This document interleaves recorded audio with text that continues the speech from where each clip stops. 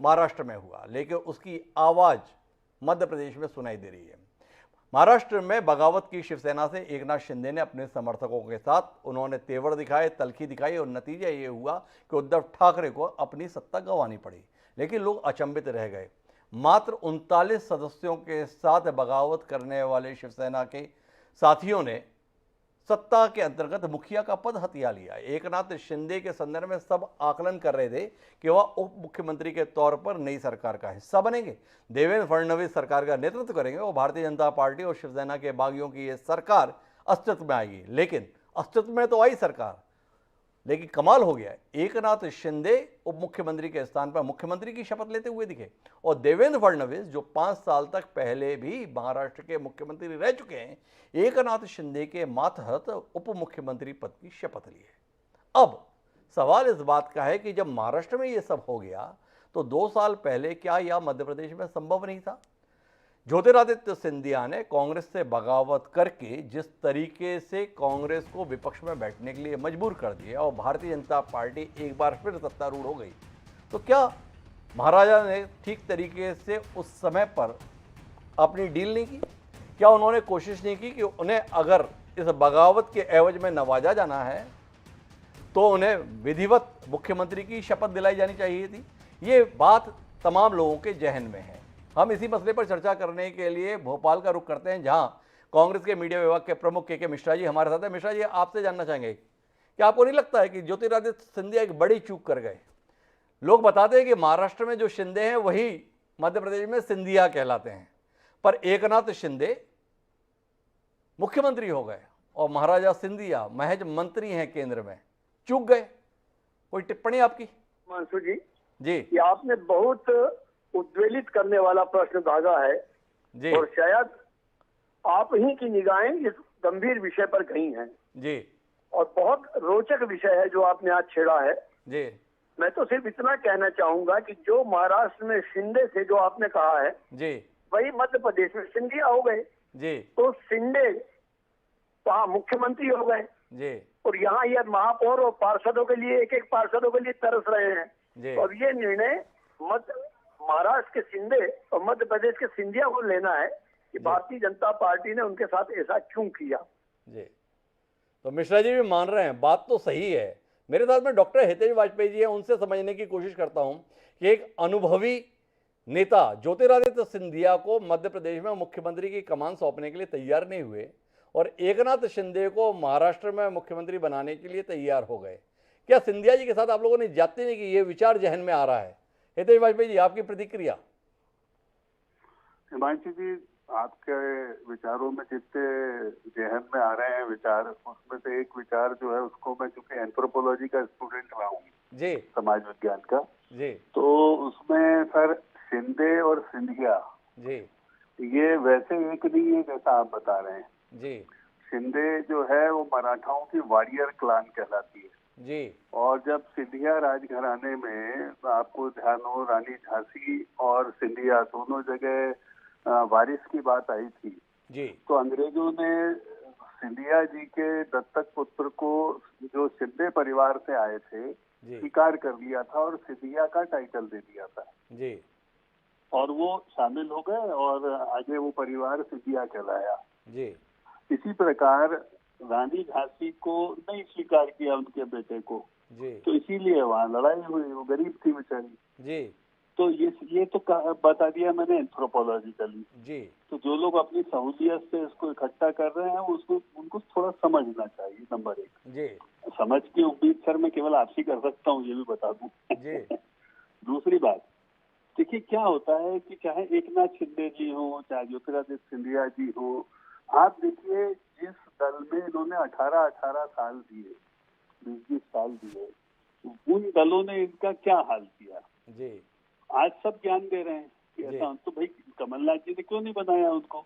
जी क्यों नहीं बनाया? राहुल गांधी ने क्यों नहीं बनाया मुख्यमंत्री? बताइए ना। हम जी तो कर लेंगे जो हमको करना, हमें मालूम है सम्मान से कैसे रखा जाता है। जी वहां जब थे तो बोलते चलो चलो करके उनको रोज प्रताड़ित करते थे। कमलनाथ जी को अहंकार बहुत था, जी भयानक अहंकार। तीसरे बेटे थे साहब, जी तो जैसा दूसरे बेटे को था तीसरे बेटे को भी था अहंकार। उसी अहंकार के चक्कर में टूटते चले गए। महाराष्ट्र में क्या हुआ, उद्धव ठाकरे को तो ठीक है, वो आदित्य ठाकरे जी को तो इतना ताप, और फिर संजय राउत को तो आपने देख ही लिया, आपके साथ ही रहे जी तो सबने मिलके घर के ही चिराग ने पूरा घर ही जला डाला। जी। तो वहां भी स्थिति वही हुई, इसीलिए घर कहा के जाता चिराग है ने तो इसलिए घर को जला डाला क्योंकि उसमें हाथ में चिराग आपने पकड़ लिया। ये मध्य प्रदेश में भी हुआ और ये महाराष्ट्र में भी हुआ। चिराग जब आपके हाथ में आ जाता है तो उनके घर को आप जलवा देते हैं, ये भी साफ दिखाई देता है। सवाल केवल इस बात को लेकर है कि क्या एकनाथ शिंदे की योग्यताएं, क्षमताएं ज्योतिरादित्य सिंधिया से कहीं ज़्यादा हैं, जिसके चलते उनको मुख्यमंत्री पद के लायक समझा गया, लेकिन मध्य प्रदेश राज्य की बागडोर देने के लायक ज्योतिरादित्य सिंधिया को नहीं समझा गया। ये सवाल जहन में आता है कि कहाँ चूक गए ज्योतिरादित्य सिंधिया, या उनको डील करना नहीं आया। जिस तरीके से उन्हें अपनी हिस्सेदारी अपनी बगावत के एवज में लेनी चाहिए थी, वो नहीं सीख पाए, जिस कुशलता का परिचय एकनाथ शिंदे ने दिया। ये सवाल है। इसके संदर्भ में डॉक्टर हितेश वाजपेयी के पास कोई नजरिया है? देखिए, मेरे पास तो जैसे आपके पास हमारी हर चीज के लिए एक नजरिया है जी। वो अपना एक नजरिया, हम भी जानते क्या है जी तो ऐसे हमारे पास भी नजरिया है साहब। जी नजरिया ऐसा है कि शिवसेना के राहुल गांधी कहते हैं आदित्य ठाकरे, जी ये हमारा नजरिया है। जी जैसे कांग्रेस को राहुल गांधी ने समाप्त कर दिया, अच्छा उनके यहाँ गांधी टाइटल है, गांधी को, इनके घर में कोई गांधी है ही नहीं, दूर दूर तक 7 पुश्तों 12 पुश्तों में चले जाओ तो जी। वोटों के लिए गांधी बने। जी। ऐसे ही इधर आदित्य ठाकरे हैं और उनकी माता जी हैं। जी माताओं का बड़ा रोल रहा है साहब राजनेता राज सत्ताओं में नष्ट करने में परिवार को। जी चाहे महाभारत उठा लो, चाहे कुछ भी उठा लो आप, तो आप देखेंगे कि ये पिता पुत्र मोह, माता पुत्र मोह बड़ा झंझट वाला काम है। जी अब रहा सवाल, देखिए मैं आपको एक लाइन में बहुत स्पष्ट कर दूं, जी ज्योतिरादित्य सिंधिया जी हमारे यहाँ बहुत कंफर्टेबल हैं और वो घोषित रूप से हमारे वरिष्ठ नेता हैं, सांसद हैं, जी मंत्री हैं। जी जबकि एकनाथ शिंदे जी शिवसेना के असली मालिक हैं जी और शिवसेना और हमारा गठबंधन है। जी। तो you can not compare Apple and oranges. यदि आप बहुत महत्वपूर्ण बात कही है डॉक्टर हितेश वाजपेयी। डॉक्टर हितेश वाजपेयी ने बताने की कोशिश की है कि एकनाथ शिंदे अपने साथ विधायकों की इतनी संख्या ले आए हैं, जिसके आधार पर डॉक्टर हितेश वाजपेयी यहाँ पे बता पा रहे हैं कि शिवसेना के असल मालिक जो हैं वो एकनाथ शिंदे हैं, उद्धव ठाकरे उसके मालिक नहीं है। लेकिन ज्योतिरादित्य सिंधिया इतना संख्या बल अपने साथ नहीं ला पाए थे जिसमें वो कांग्रेस के मालिक कह दिए जाते, इसलिए शायद उनके संदर्भ में मामला नहीं बना। के मिश्रा जी, आप मानते हैं कि ज्योतिरादित्य सिंधिया थोड़ा जल्दबाजी कर गए, थोड़ी और मेहनत करने की जरूरत थी, थोड़ा और धैर्य रखने की जरूरत थी, कुछ विधायकों की संख्या और जुटा लेते तो शायद मुख्यमंत्री के पद तक पहुंच जाते? सिंधिया परिवार के साथ दुर्भाग्य है कि लगातार कोशिशों के बाद भी सिंधिया परिवार सारे पद पाने में सफल रहा, चाहे ज्योतिरादित्य सिंधिया की बात करें, चाहे माधवराव सिंधिया की बात करें, लेकिन मुख्यमंत्री के पद तक नहीं पहुंच पाए। इसलिए नहीं पहुंच पाए कि समय के साथ जितना धैर्य और जिस चतुराई की जरूरत होती है उसमें कहीं चूक कर जाते हैं। क्या कहते हैं के मिश्रा जी? हिमांशु जी, चतुराई नहीं, चतुराई जी को उन्होंने छू लिया था।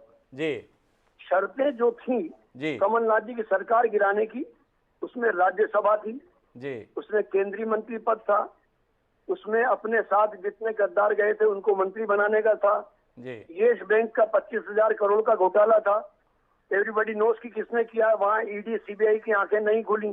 जी उसके बाद में दिल्ली की सरदार अंग्रेजी वाली जो राजमाता जी ने प्रॉपर्टी दी थी जी। वो हड़पना था।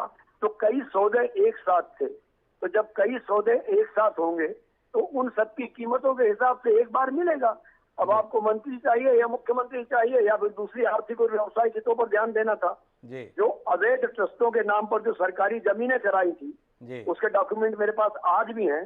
जी। और जो लोग उस वक्त उन्हें गद्दार बताते थे, रानी लक्ष्मीबाई झांसी की रानी के मामले में उन्हें कोसते थे, गद्दार बताते थे, वे आज उनके स्तुति गा रहे हैं। जी। तो ये तमाम चीजें मायने रखती हैं और यही कारण रहा ठगा गए, क्योंकि 3 हित एक साथ नहीं चलते, राजनीतिक, आर्थिक, सामाजिक और काले धन के पैसों को बचाना, जमीनों के धंधों को बचाना, क्योंकि फर्जी ट्रस्टों के नाम पर जमीनें ली थी।